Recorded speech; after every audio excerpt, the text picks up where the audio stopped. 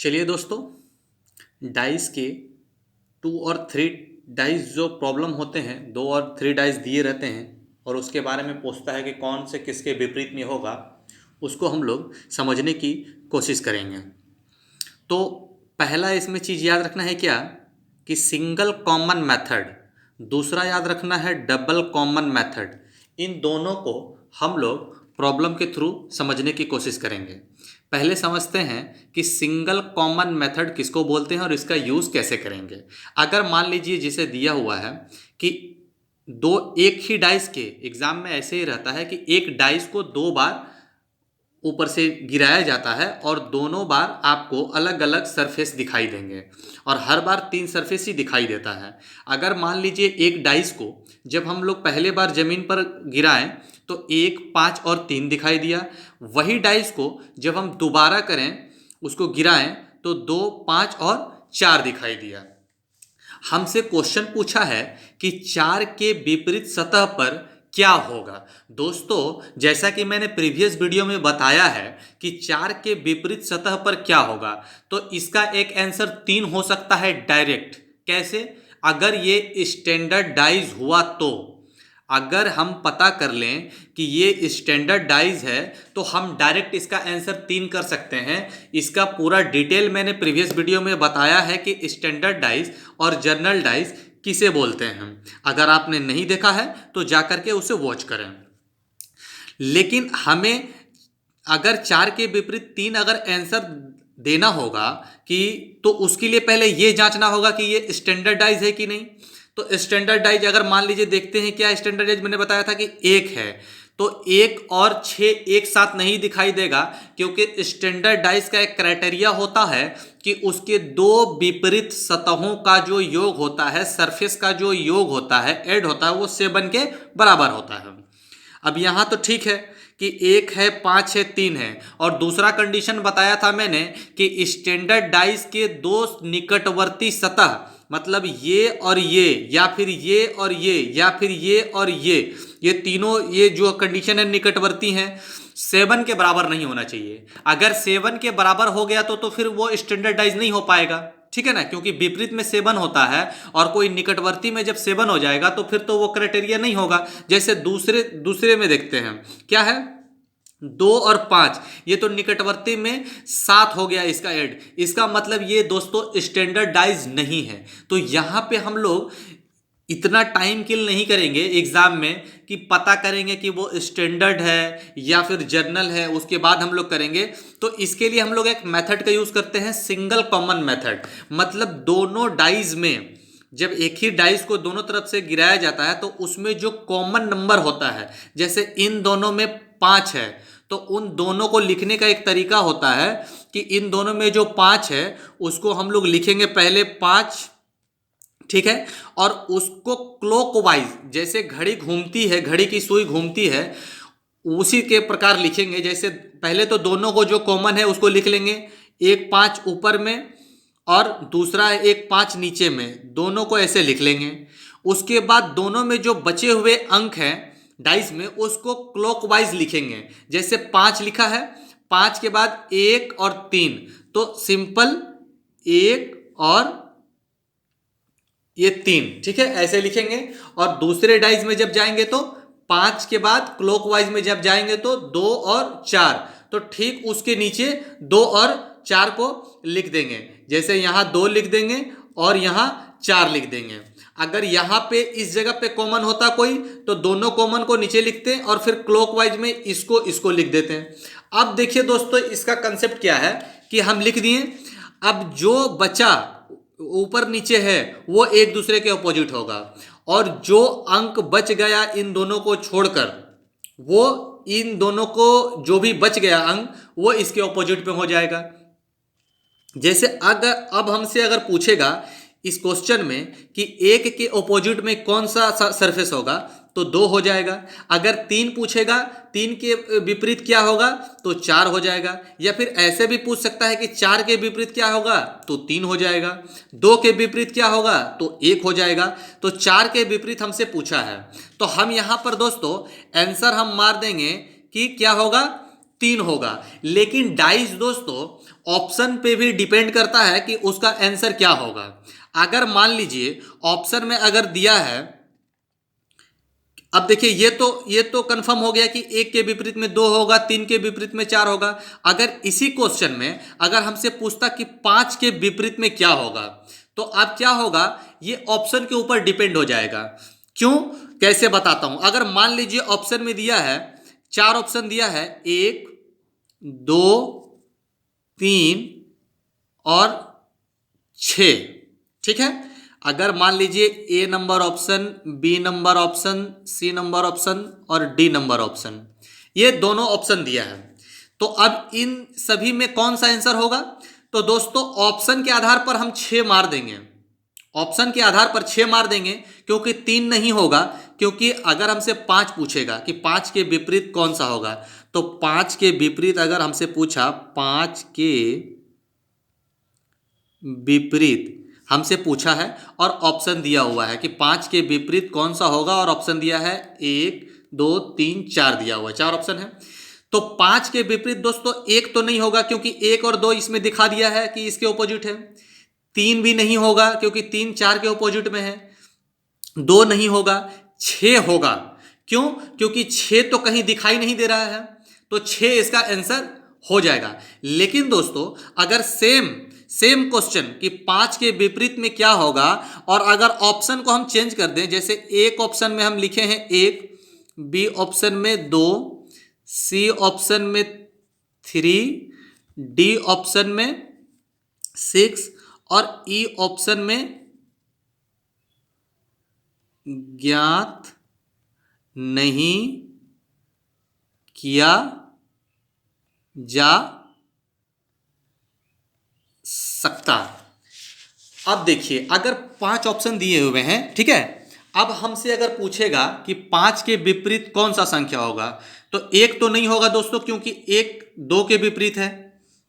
2 भी नहीं होगा, क्योंकि ये इसके विपरीत है। 3 जो है वो 4 के विपरीत है। यहां दोस्तों डी में जो 6 है वो यहां पे आंसर नहीं होगा। क्यों, क्योंकि यहां पे एक ऑप्शन ये भी दिया है कि ज्ञात नहीं किया जा सकता, कांट बी डिफाइंड। यहां तो ऑप्शन में कुछ नहीं था, तो हमको पता है कि 6 ऑप्शन में दिया है तो 6 हम मार देंगे। लेकिन दोस्तों ये तो जर्नल डाइज है ना, अगर हमें जर्नल डाइज में तो कोई भी अंक हो सकता है, स्टैंडर्ड डाइज रूल फॉलो करता है, लेकिन जर्नल डाइज कोई रूल फॉलो नहीं करता है। लेकिन ऑप्शन में कोई नहीं था और इन तीनों के बारे में ऑप्शन में जानकारी दे रही थी, मतलब ऑप्शन में जानकारी था, मतलब जब प्रॉब्लम सॉल्व कर रहे थे तो इन तीनों ऑप्शन के बारे में जानकारी है कि 1 के विपरीत में 2 है, और 2 के विपरीत में 1 है, 3 के विपरीत में 4 है। 6 के बारे में हमें जानकारी नहीं था, तो हम क्या कर दिए कि यहाँ पर 6 जो है वो इनके विपरीत में है। लेकिन इस क्वेश्चन में 6 के बाद ये भी दिया हुआ है कि कांट बी डिफाइन, तो हम इसको टिक करके आएंगे एग्जाम में। क्यों, क्योंकि 6 नहीं हो सकता, हमें नहीं पता, हम कांट बी डिफाइन, लेकिन यहां पे कर सकते हैं क्योंकि ऑप्शन कुछ नहीं है। ठीक है, ये समझ में आ गया होगा दोस्तों। चलिए दूसरा है डबल कॉमन मेथड। इसमें क्या है दोस्तों, इसको भी प्रॉब्लम से समझने की कोशिश करेंगे कि डबल कॉमन मेथड। तो डबल कॉमन मेथड दोस्तों कुछ नहीं है, सिंपल है कि एक ही डाइस के 2 सरफेस को अगर गिराया गया है तो एक बार 4 5 और 6 दिख रहा है, और दूसरा बार 5 6 और 3 दिख रहा है। तो डबल कॉमन क्या होता है कि जो इसमें 2 कॉमन होंगे, जैसे इसमें क्या है 5 और 6 कॉमन है, 5 और 6 कॉमन है, और बच कौन गया, 4 और 3 बच गया। ठीक है, तो 4 और 3 बच गया, तो ये जो 3 के विपरीत फलक पर कौन सा अंक होगा, इसका आंसर डायरेक्ट 4 हो जाएगा। इसका आंसर क्या हो जाएगा, 4 हो जाएगा। तो डबल कॉमन मेथड ये होता है कि एक ही डाइस के जब 2 सरफेस को 2 बार गिरा करके दिखाया जाता है, तो इन दोनों में जो 2 कॉमन होंगे उसके बाद जो भी बच जाए वो एक दूसरे के विपरीत होंगे। मतलब 4 के विपरीत 3 हो जाएगा और 3 के विपरीत 4 हो जाएगा। क्वेश्चन में अगर 4 के विपरीत पूछे तो 3 हो जाएगा, और 3 के विपरीत अगर बोले तो 4 हो जाएगा। ठीक है, इस आधार पर, इन्हीं 2 अप्रोच के आधार पर हम लोग कुछ क्वेश्चन को देखते हैं। ठीक है, कि क्वेश्चन देखते हैं। मान लीजिए ये क्वेश्चन है। अब दोस्तों एक ही सरफेस है, एक डाइस है, सॉरी, और एक डाइस के 2 बार सरफेस को दिखाया गया है और हमसे पूछा है कि एक के विपरीत फलक पर क्या होगा। तो क्वेश्चन का अप्रोच करने के लिए दोस्तों हम लोग सबसे पहले ना ये डबल कॉमन मेथड को यूज करेंगे। अगर डबल कॉमन मेथड है, अगर इसमें दो दो कॉमन मिल रहे हैं और अगर जो बच गया अगर उसके बारे में पूछा है तो हम उसको डायरेक्ट क्लिक कर सकते हैं देख करके ही। अगर नहीं है तब हम लोग सिंगल मेथड को करेंगे। तो इसमें देख रहे हैं दोस्तों ए बी सी है और डी ई सी है, इसका मतलब 2 कॉमन नहीं दिखाई दे रहा है। तो हम लोग सिंगल कॉमन मेथड के यूज करते हैं कि कौन 2 कॉमन है। मान लीजिए इसमें सिंगल कौन है, सी कॉमन है, तो सी को लिखेंगे, क्या लिखेंगे यहां सी और क्लॉकवाइज लिखेंगे। ये सी है, क्लॉकवाइज में लिखेंगे बी को, ठीक है, फिर लिखेंगे ए को, ठीक है, ए को। अब सेम चीज फिर इस डाइस पे आते हैं और जो कॉमन है उसको लिख देंगे नीचे, कॉमन के नीचे कॉमन, और उसके बाद फिर क्लॉकवाइज में जाएंगे। तो क्लॉकवाइज में जाएंगे, घड़ी ऐसे घूमती है, तो क्लॉकवाइज में जाएंगे तो बी के नीचे लिखेंगे डी और ए के लिखेंगे नीचे ई और सी के नीचे अगर, तो हमसे पूछा क्या है, ए के नीचे पूछा है कि ए के विपरीत सतह पर क्या होगा। तो क्या है ए के विपरीत सतह पर, तो आंसर क्या हो जाएगा दोस्तों, आंसर क्या हो जाएगा, ई हो जाएगा। आंसर क्या होगा, ई हो जाएगा आंसर। लेकिन अगर दोस्तों हमसे इसी क्वेश्चन में अगर बी के विपरीत पूछेगा तो डी हो जाएगा, सी के विपरीत पूछेगा तो फिर ये ऑप्शन पे डिपेंड हो जाएगा। वैसे तो ये जर्नल डाइज है, लेकिन अगर ऑप्शन में ये रहेगा कि कांट बी डिफाइंड तो हम उसको क्लिक करेंगे। और अगर ऑप्शन में इन चारों में से छोड़ करके, इन चारों को दे करके सी के बगल में अगर कोई एक ऑप्शन है तो वो सही हो जाएगा। ठीक है, चलिए, अच्छा ये क्या है, उसके बाद क्वेश्चन है एक सरफेस के, और दोस्तों ये क्या है, जर्नल डाइस है, ये भी जर्नल डाइस है। और इसके पहले जो क्वेश्चन कराया था मैंने वो भी जर्नल डाइस है। मैंने डिफाइन कर दिया है प्रीवियस वीडियो में कि जर्नल डाइस किसको बोलते हैं और स्टैंडर्ड डाइस किसको बोलते हैं। नहीं देखे हैं तो जाके देखिए, तो कंसेप्ट आपका क्लियर नहीं हो पाएगा नहीं देखेंगे तो। ठीक है, अब ये क्या है कि अब फिर हम लोग क्या करेंगे, रेड के विपरीत सतह पर कौन सा कलर है हमसे पूछा गया है। तो हम सबसे पहले ये देखेंगे कि डबल कॉमन मेथड मिल रहा है क्या, इसमें दो दो कॉमन मिल रहे हैं क्या। रेड है, यहां तो रेड नहीं है, ग्रीन है, हाँ ग्रीन है, येलो है, येलो तो नहीं है, इसका मतलब डबल कॉमन मेथड तो यूज नहीं हो रहा है यहाँ, यानी सिंगल कॉमन। क्या कॉमन है इन दोनों में, तो ग्रीन कॉमन है, तो ग्रीन लिख लेंगे। अगर ग्रीन लिखते हैं, क्या लिखेंगे, ग्रीन लिखेंगे, ये ग्रीन लिखें। और ग्रीन के फिर क्लॉकवाइज में इधर से घूमेगा तो क्या लिखेंगे ग्रीन के बगल में, फिर रेड को लिख देंगे, ग्रीन के बगल में रेड को। फिर उसके ऊपर में क्लॉकवाइज में जाएंगे तो क्या लिखेंगे, तो येलो को लिखेंगे, है ना, येलो को। अब देखिए हो गया। फिर से इसी डाइस के इस पे आएंगे तो कॉमन कौन सा है, ग्रीन है, तो ग्रीन के नीचे क्या कर देंगे, ग्रीन लिख देंगे। क्लॉकवाइज में जाएंगे तो रेड के नीचे क्या हो जाएगा, पिंक हो जाएगा। फिर क्लॉकवाइज में आएंगे तो येलो के नीचे क्या हो जाएगा, ब्लैक हो जाएगा। अब हमसे पूछेगा कि रेड के विपरीत सतह, यानी रेड के विपरीत सतह पर क्या होगा। तो रेड कहां है दोस्तों, रेड यहां है, और रेड के विपरीत सतह पर क्या है, पिंक है। तो इसका आंसर क्या हो जाएगा दोस्तों, पिंक हो जाएगा। ठीक है, इसका आंसर क्या हो जाएगा, पिंक हो जाएगा। ठीक है ना, उल्टा भी पूछ सकता है कि पिंक के विपरीत सतह पर क्या होगा, तो रेड हो जाएगा। ठीक है दोस्तों, और एक दो क्वेश्चन देख लेते हैं ताकि आपका कंसेप्ट कुछ क्लियर हो जाए। अब देखिए, मान लीजिए ये है क्वेश्चन, ठीक है, इसमें क्या है, हमसे क्या पूछा है कि 4 के विपरीत सतह पर क्या होगा। तो 4 के विपरीत सतह पर पूछा है, तो पहले डबल अप्रोच देख लेते हैं कि क्या है, इन दोनों में 2 कॉमन है क्या। यहां देख रहे हैं 5 है, यहां भी 5 है, 3 यहां नहीं है, 1 नहीं है, यानी सिंगल कॉमन मेथड फिर यूज करेंगे हम लोग। तो सिंगल में क्या है, 5 है, तो 5 के लिए क्या लिखेंगे, सिंपल 5 लिख देंगे। यहां से 5 के क्लॉकवाइज जाएंगे तो फिर वहां 1 हो जाएगा। फिर क्लॉकवाइज में यहां आएंगे तो फिर क्या होगा, 3 हो जाएगा। अब यहां पे 5 को जाते हैं तो 5 के नीचे क्या होता है, 5 को लिख देते हैं हम। क्लॉकवाइज में ऊपर की ओर जाएंगे तो 2 हो जाएगा। फिर यहां क्या हो जाएगा, 4 हो जाएगा। हमसे पूछा क्या है दोस्तों, 4 के विपरीत क्या होगा, तो 4 के विपरीत क्या है दोस्तों, आंसर 3 है। ठीक है, 5 के विपरीत फिर से वही दोस्तों अगर पूछेगा तो क्या हो जाएगा, ऑप्शन के ऊपर डिपेंड हो जाएगा। अगर ऑप्शन में ये चारों में से दिए हैं और एक अलग नंबर दिया है तो वो आंसर हो जाएगा, और अगर कांट बी डिफाइंड दिया है तो वो आंसर हो जाएगा। ठीक है। अच्छा दोस्तों, एक इस क्वेश्चन को अगर आप ध्यान से देखते हैं तो डायरेक्ट आपको ये करने की जरूरत नहीं पड़ती, आप डायरेक्ट 4 की जगह 3 मार देते हैं। क्यों? क्योंकि ये डाइस जो है वो देख करके लग रहा है क्या है, स्टैंडर्ड डाइस है। और स्टैंडर्ड डाइस का क्या क्राइटेरिया होता है कि कोई भी ऑपोजिट हो तो उन दोनों का जो सतह है वो क्या होता है, सतहों का योग 6 के बराबर होता है। तो 4 और 3, यहाँ देखिए, यहाँ 1 और 6 और 3 दिखाई दे रहा है। इसका मतलब 1 के नीचे का जो सरफेस है 6 दिखाई नहीं दे रहा है, यानी ये हो सकता है स्टैंडर्ड है।